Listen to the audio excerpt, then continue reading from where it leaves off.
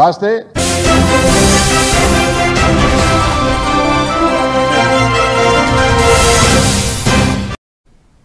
నమస్తే, welcome to A1 TV Telugu news. Sangareddy జిల్లా దుండిగల్ మండలంలో జరిగిన ఘోర పేలుడు ఘటన మరింత విషాదంగా మారింది. ఇప్పటి వరకు మృతుల సంఖ్య 42కు చేరింది. మరొక 24 మంది తీవ్రంగా గాయపడగా వీరిలో 11 మందికి పరిస్థితి విషమంగా ఉన్నట్లుగా సమాచారం. ఇంకా 5 వ్యక్తుల ఆచూకీ లభించలేదు. వారి కోసం రెస్క్యూ టీంలు గాలింపు చర్యలు కొనసాగిస్తున్నాయి. ప్రమాద స్థలాన్ని అధికారులు పరిశీలిస్తున్నారు. శవాలను గుర్తించే ప్రక్రియ కొనసాగుతుంది.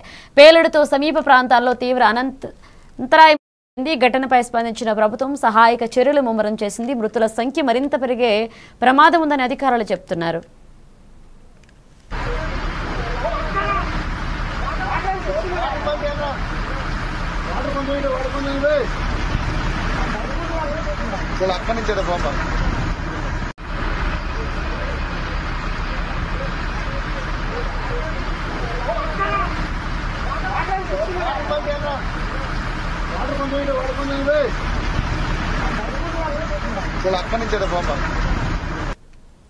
పటాన్చెరులో ధృవ ఆసుపత్రిని సందర్శించారు సీఎం రేవంత్ రెడ్డి. సిగాచి పరిశ్రమల పేలుడు ఘటనలో గాయపడిన బాధితులను పరామర్శించారు. ఆసుపత్రిలో చికిత్స పొందుతున్న ప్రతి ఒక్కరిని సమీక్షిస్తూ వారి ఆరోగ్య పరిస్థితిపై వైద్యులు అందించి పూర్తి సమాచారం తెలుసుకున్నారు. ఇక శరీరంపై తీవ్ర గాయాలు ఉన్న బాధితులను ధైర్యం చెప్పారు సీఎం.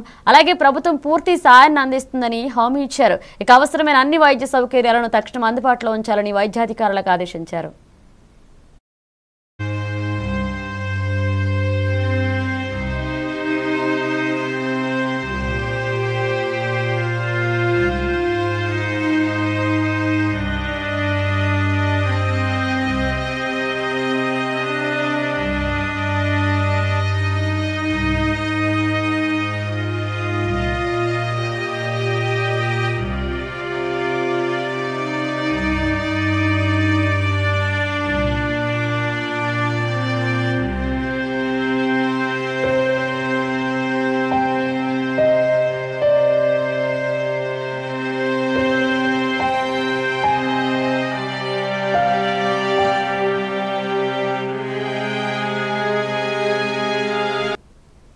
పాసమైలారం పరిశ్రమలో ప్రమాద ఘటనపై సీఎం రేవంత్ రెడ్డి తీవ్రంగా స్పందించారు. ఘటనపై సమగ్ర దర్యాప్తు జరిపి కొత్త అధికారులతో విచారణ చేపట్టాలన్నారు.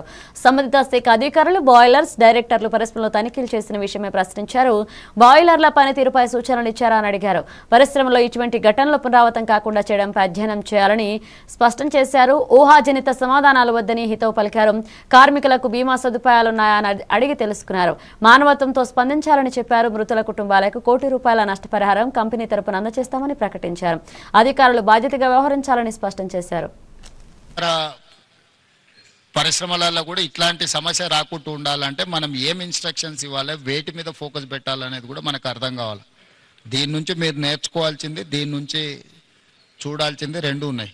ఒకటి డీటెయిల్ రిపోర్ట్ కావాలి. నాకు డీటెయిల్ రిపోర్ట్ మీద ఇమ్మీడియట్గా మీరు దీన్ని అడ్రస్ చేయండి. ఈ అంటే ఎక్స్పర్ట్స్ను కాన్స్టిట్యూట్ చేయండి. ఇట్ ఈస్ జనరల్ ఒపీనియన్స్ మీద పోకండి. దీని రిలేట్ ఏముందో ఆల్రెడీ ఇన్స్పెక్షన్ చేసిన వాళ్ళని వేయకండి. బయట నుంచి ఆఫీసర్లను డెప్యూట్ చేయండి. ఆల్రెడీ ఇన్స్పెక్షన్ చేసి ఆల్రెడీ దీని మీద ఉన్న వాళ్ళను మళ్ళీ ఒపీనియన్కి ఇస్తే they don't say anything. So కొత్త వాళ్ళను దీన్ని వేసి దీని మీద టోటల్గా డీటెయిల్ రిపోర్ట్ అనేది దీని మీద ఇమ్మీడియట్గా తీసుకోండి. ఈ రిపోర్ట్స్ బేసిస్ మీద ఈ పాశమైలారంలో ఉన్న ఇండస్ట్రీలో ఇట్లాంటివి ఏమేమి ఉన్నాయి, వేటి మీద ఇంకా ఇట్లాంటి గతంలో ఇట్లాంటి ఏమైనా డిఫిషియన్సీ ఉండి వాళ్ళకి notice. Aravind, who is looking after all these issues? We should have some action plan from our side and from their side. Jacob, have you decided anything to this compensation? What is your action plan for that? You tell me, that's okay. What is your this thing? So you know some of the accidents in some other places taken place and how much they have given, or there are 3 verticals. One is death, the other one is serious injury, persons who are not capable to do further anything. Third one is limited injuries. These 3 categories are there. You have to decide how much you are going to pay. Any insurance is there. So this is the time to act with humanity. So this is not any. Balkampet Yellamma తల్లి కళ్యాణ మహోత్సవాల్లో మాజీ మంత్రి సంచలన నేత తలసాని శ్రీనివాస్ యాదవ్ హాజరయ్యారు. అమ్మవారి కళ్యాణోత్సవంలో పాల్గొన్న ఆయన ప్రత్యేక పూజలు నిర్వహించారు. ఆలయ ప్రాంగణంలో భక్తుల ఉత్సాహం మధ్య అమ్మవారికి శ్రద్ధపూర్వకంగా నమస్కరించారు. ఆలయ కమిటీ సభ్యులు, అధికారులు తలసారిని అభినందించారు. ఈ కార్యక్రమంలో పాల్గొనడం ఆనందంగా ఉందని తెలిపారు. భక్త జనానికి ఎలాంటి అసౌకర్యం కలగకుండా అధికారులతో సమీక్ష చేపట్టారు. ప్రతి ఏటా ఎల్లమ్మ కళ్యాణం అత్యంత వైభవంగా జరుగుతుందని, ప్రభుత్వ మద్దతుతో మరింత విస్తృతంగా నిర్వహించాలన్నారు. ఆలయ అభివృద్ధికి తమ వంతు సహకారం అందిస్తామని తెలిపారు.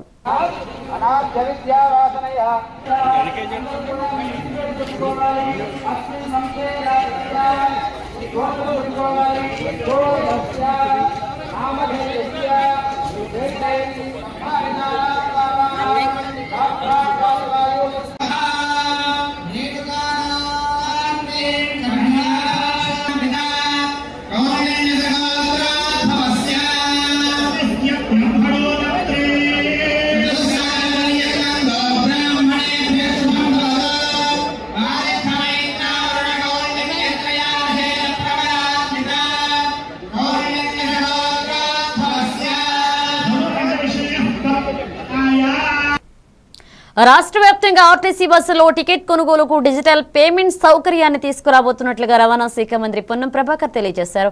ప్రయాణిక సౌలభ్యం కోసం సాంకేతికతను వినియోగించేందుకు ఆర్టీసీ సిద్ధమవుతోందన్నారు. ఈ డిజిటల్ మార్గంలో చెల్లింపులు జరిపేందుకే ప్రత్యేకంగా ఆధునిక మిషనరీ తీసుకురాబోతున్నట్లుగా చెప్పారు.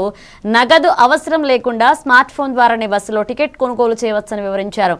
ముఖ్యంగా యువత టెక్నాలజీ ప్రియుల కోసం ఇది వినూత్న ఆవిష్కరణగా నిలవనుందని అభిప్రాయపడ్డారు. ఇప్పటికే ప్రయోగాత్మకంగా కొన్ని రూట్లలో ఇది ప్రారంభం త్వరలో అన్ని డిపోలకు విస్తరించనున్నట్లుగా వెల్లడించారు. క్రెడిట్ కార్డు కానీ లేదా ఇతరత్ర ఏదైతే డిజిటల్ పేమెంట్స్ ద్వారా ట్రాన్సాక్షన్ చేసేటువంటి అంశం ఉందో దాన్ని బస్సులో ప్రయాణించే వాళ్ళు ఉపయోగించుకునేటువంటి విధంగా కొత్త యాప్ తోటి, కొత్త మిషనరీ తోటి ఈ యొక్క కార్యక్రమం తీసుకోవడం జరిగింది. ఇప్పటికే హైదరాబాద్ లాంటి నగరంలో 3 నెలల కింద ప్రారంభమైన పథకం ద్వారా డిజిటల్ పేమెంట్స్ దాదాపు 16-20% దాకా పెరుగుతూ ఉంది. తెలంగాణలో ఇప్పటికే దాదాపు 9-10 వేల బస్సులు, 6,000 బస్సుల పైన ఈ డిజిటల్ పేమెంట్ సిస్టమ్ కానీ, అదేవిధంగా ప్యాసింజర్కు డెస్టినేషన్ ఇచ్చేటువంటి విధానం లోపల ఎటువంటి డిస్టర్బెన్స్ లేకుండా తొందరగా టికెట్ ఇచ్చేటువంటి విధంగా పంచుకొట్టడము, వాటికి వీటికి ఆ మాన్యువల్ కాకుండా టెక్నికల్ సిస్టమ్ లోపల కన్వీనియన్స్ అండ్ అకౌంటబిలిటీ ఉండాలంటే దానికి సంబంధించిన డాటా అంతా కూడా హెడ్ ఆఫీస్లో సింక్రనైజ్ అయ్యి ఎప్పటికప్పుడు బస్సులో ఎంతమంది ప్యాసింజర్స్ ఉన్నారు, ఎక్కడి దాకా వెళ్తూ ఉన్నారు, రెవెన్యూ ఏంది అనేది అంతా కూడా ఆన్లైన్ చెక్ చేసుకునే సిస్టమ్ లోపల ఈరోజు ఆర్టీసీని వ్యవస్థీకరించడం జరిగింది. తాడేపల్లిలోని వైఎస్ఆర్సీపీ కేంద్ర కార్యాలయంలో నిర్వహించిన యువజన విభాగ సమావేశంలో పాల్గొన్నారు. పార్టీ అధినేత వైఎస్ జగన్ కీలక వ్యాఖ్యలు చేశారు. విలువలు, విశ్వసనీయత విషయంలో తాను ఎన్నడూ రాజీ పడలేదని స్పష్టం చేశారు. పార్టీ స్థాపన సమయంలో తనతో కలిసి రాలేమని చెప్పిన వారు రాజీనామా చేసి తర్వాత తిరిగి వచ్చారంటే గుర్తు చేశారు. ఉప ఎన్నికల్లో అత్యధిక మెజార్టీతో గెలిచి ప్రమాణ స్వీకారం చేసిన సమయంలో పార్లమెంట్లోని ప్రతి తల తన వైపు చూసిందని తెలిపారు. పార్టీ కోసం ప్రతి కార్యకర్త దృఢ నమ్మకంతో ముందుకు సాగాలన్నారు. ఈ కార్యక్రమానికి యువజన విభాగ నాయకుడు బైరెడ్డి సిద్ధారెడ్డి కూడా హాజరయ్యారు. యువజన నేతలతో జరిపిన ఈ సమావేశం పార్టీ భవిష్యత్తుకు దిశానిర్దేశంగా నిలిచింది. 5,40,000 మెజారిటీ ఆ 14th లోక్సభలో హైయెస్ట్ మెజారిటీ వచ్చింది మీ అన్నకే, జగన్కే. ఆ రోజు మనం ప్రమాణ స్వీకారం చేసేటప్పుడు పార్లమెంట్లో ప్రతి తల్లా కూడా మన వైపే తిరిగి చూస్తుంది. Highest majority in the 14th Lok Sabha. కానీ జీర్ణించుకోలేని పరిస్థితిలో మన మీద అంతే పగబట్టడం కూడా ఆ మెజారిటీని చూసి అనుకోండి, అది వేరే విషయం. ఆ తర్వాత తర్వాత రాజమోహన్ రెడ్డి కాంగ్రెస్ పార్టీలో ఉన్నప్పుడు పోటీ చేసినప్పుడు వచ్చిన మెజారిటీ కన్నా అంతకన్నా 2 మెజారిటీతో ఆయన గెలిచినాడు. 2.5 లక్షల మెజారిటీతో ఆయన కూడా గెలిచడం జరిగింది. అందులో 18 మంది ఎమ్మెల్యేలు నాతో పాటు అడుగులు ముందుకు వేశారు. 18 మంది ఎమ్మెల్యేలు అప్పట్లో నాతో పాటు అడుగులు ముందుకు వేశారు. ప్రతి ఒక్కరికి చెప్పా, రాజీనామా చేస్తేనే బయటికి రండి అని చెప్పి. మొత్తం 18 మంది రాజీనామాలు చేసినారు. కేంద్రంలో కేంద్రంతో వ్యతిరేకంగా పోరాటం, రాష్ట్రంలో రాష్ట్ర ప్రభుత్వానికి వ్యతిరేకంగా పోరాటం, 18 మందిని రాజీనామా చేసి విలువలు విశ్వసనీయతతో కూడిన రాజకీయాలు చేయడానికి అడుగులు ముందుకేశారు. ఎక్కడ కూడా విలువలు విశ్వసనీయత అన్నది ఎక్కడ కూడా తగ్గల. అప్పట్లో పవర్ ఛార్జెస్, కరెంటు ఛార్జీలు విపరీతంగా చంద్రబాబు నాయుడు గారు పెంచిన నేపథ్యంలో చంద్రబాబు నాయుడు ప్రభుత్వం మీద అవిశ్వాస తీర్మానం ప్రవేశపెట్టాం. అవిశ్వాస తీర్మానం ప్రవేశపెడితే ఆశ్చర్యం ఏమిటో తెలుసా? తెలుగుదేశం పార్టీ అప్పట్లో కిరణ్ కుమార్ రెడ్డి ప్రభుత్వానికి సపోర్ట్ చేసింది. 294 స్థానాలకు 148 ఎమ్మెల్యేల స్థానాలు హాఫ్వే మార్క్ అయితే అప్పట్లో చంద్రబాబు నాయుడు సపోర్ట్ చేయడం వల్ల కాంగ్రెస్ పార్టీ బయటపడింది. చంద్రబాబు నాయుడు అండ్ కాంగ్రెస్ ఇద్దరూ కలిసి ఒకటే. తప్పు చేయని వాళ్లను అరెస్ట్ చేయిస్తూ ప్రజల పొట్టల మీద కొడుతున్నారని సీఎం రేవంత్ రెడ్డి పై తీవ్ర ఆరోపణలు వచ్చాయి. శశిధర్ గౌడ్ తల్లి ఎమోషనల్ అయ్యారు. కాంగ్రెస్ పార్టీ అనేది తెలుసు, కానీ ఇలాంటి కాంగ్రెస్ ని ఫస్ట్ టైం చూస్తున్నామని ఆవేదన వ్యక్తం చేశారు. రేవంత్ రెడ్డి మనల్ని భయపెట్టాలని కేసులు పెడుతున్నారని విమర్శించారు. ఆయన మెంటల్ గాడిగా పేర్కొంటూ ట్రాప్ లో పడద్దన్నారు. మా టైం వస్తుంది, అప్పుడు వాళ్ల పని చూస్తామని చెబుతూ తమకే బాధ్యత అని శశిని ఇంటికి తామే తీసుకొస్తామన్నారు. కుటుంబాన్ని ఓదార్చిన ఎమ్మెల్యేలు పాడి కౌశిక్ రెడ్డి, డాక్టర్ సంజయ్ తాము అన్నల్లా తమ్ముళ్లా ఉంటామని భరోసా ఇచ్చారు. మాకు ఇప్పుడు మా మీద బాధ్యత వదిలేసింది. సరేనా? మా మీద బాధ్యత. మేమే మీ అన్నలము, మేమే మీ తమ్ముళ్ళము, అన్ని మేమే ఉన్నాం మీకోసం. అదేనా? మీ అమ్మ కొడుకులు కూడా మేము వస్తాము. సెషన్ తీసుకొని సరేనా? అది మా బాధ్యత. మేమే తీసుకొని వస్తాం. నా మీద కూడా నేను ఎమ్మెల్యేగా ఉన్నా, నా మీద ఇప్పటికి 30-40 కేసులు పెట్టింది. సో వాడు రోజు ఆనందం, వాడు పిచ్చోడు మెండలగాడు రేవంత్ రెడ్డి. వాళ్ళని అవమానించాలని అక్కడ చేశారు. మనం దానికి అధైర్యపడకూడదు. ఒక్కటి మీకు చెప్తా, వాడు చేసిన ట్రాప్ లో మీకు పడదు. వాడు మీరు ఇట్లా బాధపడాలి, మీరు అవమానంగా ఫీల్ కావాలి, ఇట్లా వాడు చేస్తాడు. వాడు ఏం చేసినా చేసుకుని మనం ధైర్యంగా ఉండాలి. బాలను మన శశిని తీసుకొచ్చిన రోజు అద్భుతంగా తీసుకొని వద్దాం. శశిని మంచిగా కాలనీ అంతా కూడా శశికి మంచి పేరు ఉన్నట్టు చేసే బాధ్యత మాది. కేసీఆర్ గారి నాయకత్వంలో, కేటీఆర్ గారి నాయకత్వంలో, హరీష్ రావు నాయకత్వంలో చేసే బాధ్యత మాది. గ్యారెంటీ మీకు అండకుంటాం. మీరు అస్సలు అధైర్యపడకండి. అద్భుతంగా తీసుకొని వస్తాం. మీకు డోంట్ వరీ. మళ్ళీ మేము మీరు ఏడవద్దు, కంటిన్యూలు పెట్టవద్దు. మనం ధైర్యంగా ఉండాలి. వాడికి కావాల్సింది అదే. మనం ఎందుకు ఏడవాలి? ఏం కాదు. నీకేమంటా, నేనేమంటా, ఏం బనకచర్ల ప్రాజెక్టు అనుమతుల అంశంలో సీఎం రేవంత్ రెడ్డి తీసుకున్న అగ్రెసివ్ స్టెప్ వల్లే కేంద్ర నిపుణుల కమిటీ అనుమతులు ఇవ్వలేమని తేల్చి చెప్పిందని ఎంపీ చామల కిరణ్ కుమార్ రెడ్డి అన్నారు. దీనిని బీజేపీ, బీఆర్ఎస్ తమ గొప్పగా చెప్పుకోవడం దౌర్భాగ్యమన్నారు. సిడబ్ల్యూసీ, జీడబ్ల్యూజీటీ సంస్థలు పరిశీలించకుండానే అనుమతులు ఇవ్వలేమని కమిటీ స్పష్టంగా చెప్పిందన్నారు. అనేక సార్లు తెలంగాణ ప్రభుత్వం కేంద్ర జలశక్తి మంత్రిత్వ శాఖ దృష్టికి తీసుకువెళ్లినా కేంద్రం స్పందించలేదన్నారు. ఇక్కడ అధికారులు ప్రజెంటేషన్ జరుగుతున్నా ముందుగానే కిషన్ రెడ్డి వెళ్లి కేంద్ర మంత్రిని కలవడం అన్యాయమని విమర్శించారు. సఖ్యతకు రాకుండా నిన్న కేంద్ర పర్యావరణ నిపుణుల కమిటీ పోలవరం బనకచెర్ల లింకు ప్రాజెక్టుకు అనుమతులు ఇవ్వమని చెప్పడాన్ని తెలంగాణ కాంగ్రెస్ ప్రభుత్వం స్వాగతిస్తుంది. ముఖ్యంగా వారు చెప్పింది ఏంటంటే, కేంద్ర జల సంఘం అలాగే గోదావరి నదీ జలాల వివాదాల ట్రిబ్యునల్ ఈ రెండు పరిశీలించకుండా, రెండు రాష్ట్రాలు సఖ్యతకు రాకుండా ఈ యొక్క ప్రాజెక్టుకు అనుమతులు ఇవ్వడం వీలు కాదని చెప్పడం జరిగింది. దీన్ని బీఆర్ఎస్ పార్టీ నాయకులు హరీష్ రావు గారు, బీజేపీ నాయకులు బండి సంజయ్ గారు నిన్న సాయంత్రం స్పందిస్తూ ఇది వారు చేసిన ప్రయత్నం మూలంగానే జరిగిందని చెప్పి తెలంగాణ ప్రజలకు వారి గొప్పలు చెప్పుకునే ప్రయత్నం చేస్తున్నారు. వాస్తవంగా హరీష్ రావు గారు దీన్ని రాజకీయం చేయాలన్న ఆలోచనతో ఇక్కడ ముఖ్యమంత్రి రేవంత్ రెడ్డి గారు పట్టించుకోవట్లేదని, ఉత్తమ్ కుమార్ రెడ్డి గారు పట్టించుకోవట్లేరని, ఆల్రెడీ డిపిఆర్లు సబ్మిట్ చేసిరని జలశక్తి మంత్రిత్వంలో కాంగ్రెస్ ప్రభుత్వం నిమ్మకు నీరెత్తినట్టుంది అని చెప్పి తెలంగాణ ప్రజలకు ఇది ప్రాజెక్టు జరుగుతుంది అని తెలిసినప్పుడు ఈ ప్రాజెక్టు కోసం ఆంధ్రప్రదేశ్ ప్రభుత్వం ప్రయత్నం చేస్తున్నప్పుడు హరీష్ రావు గారు రోడ్డు మీదకి వచ్చి మాట్లాడినటువంటి విషయాలు. అప్పటికే ఎన్నోసార్లు చెప్పినాం. గత 4-5 నెలలు 6 నెలల నుంచే కాంగ్రెస్ ప్రభుత్వం పదే పదే సెంట్రల్ గవర్నమెంట్ లో ఉన్నటువంటి జలశక్తి మంత్రిత్వ శాఖను అలాగే సెంట్రల్ వాటర్ కమిషన్ ని అందరినీ కూడా కలిసి ఈ యొక్క ప్రాజెక్టుకు అనుమతులు ఇవ్వొద్దని, ఈ ప్రాజెక్టుకు అనుమతులు ఇస్తే తెలంగాణలో జరుగుతున్నటువంటి ప్రాజెక్టులు మునుముందు తెలంగాణకు రావాల్సినటువంటి నీటి భాగం, ఎందుకంటే ఫ్లడ్ వాటర్ ఎంత ఉందో మనకు అంచనాలు లేవని చెప్పడం జరిగింది. మొన్న మీరు చూసిరు, మొన్న లాస్ట్ వీక్ బిఫోర్ వీక్ ముఖ్యమంత్రి రేవంత్ రెడ్డి గారు, ఉత్తమ్ కుమార్ రెడ్డి గారు పర్సనల్ గా కూడా వెళ్లడం జరిగింది. ఆ రోజు కూడా బీజేపీ నాయకులను, కిషన్ రెడ్డి గారిని అందరినీ కూడా సెక్రటేరియట్ పిలిస్తే కిషన్ రెడ్డి గారు రాకుండా. అనకాపల్లి జిల్లా పాయకరావుపేట నియోజకవర్గంలోని కోటవురట్ల మండలంలో హోంమంత్రి వంగలిపూడి అనిత పర్యటించారు. బాపిరాజు కొత్తపల్లి గ్రామస్తులు మంత్రికి ఘనంగా స్వాగతం పలికారు. అడుగడుగున మహిళలు హారతలిస్తూ అట్టహాసంగా ఆత్మీయత చూపారు. గ్రామంలో పింఛన్లను మంత్రితో పంపిణీ చేయించారు. ప్రజలతో ప్రత్యక్షంగా మమేకమవుతూ సమస్యలు అడిగి తెలుసుకున్నారు. అభివృద్ధికి కృషి చేస్తామని హామీ ఇచ్చారు.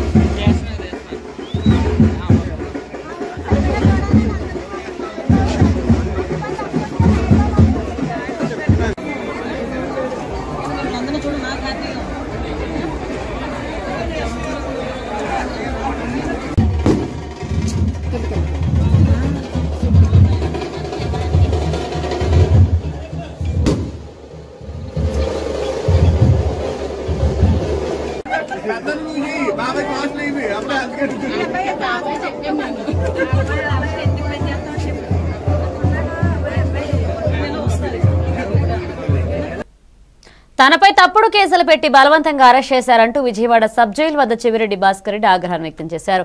ఈ దొంగ కేసులతో మమ్మల్ని బెదిరిస్తున్నారంటూ తీవ్రంగా మండిపడ్డారు. తనపై రాగాల పచ్చిదలాగా కుట్రలు చేస్తున్నారని ఆరోపించారు. ఈ పాపం ఊరికే పోదు, శపథం చేస్తా అంటూ రెచ్చిపోయారు. ప్రజాస్వామ్యంలో ఇది హద్దులు మించిందని, రాజకీయ కక్షలు తారాస్థాయికి చేరాయని ఆవేదన వ్యక్తం చేశారు చెవిరెడ్డి. అటు జైలుకు వచ్చిన అభిమానులు, కార్యకర్తలు పెద్ద సంఖ్యలో ఉండడంతో ఉద్రిక్తత చోటు చేసుకుంది. చెవిరెడ్డి వ్యాఖ్యలతో వైఎస్ఆర్సీపీ శ్రేణులు ఆగ్రహం వెలువెత్తుతోంది.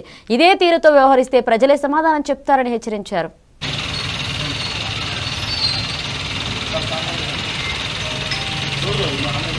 అప్పుడు కేసు పెట్టారు,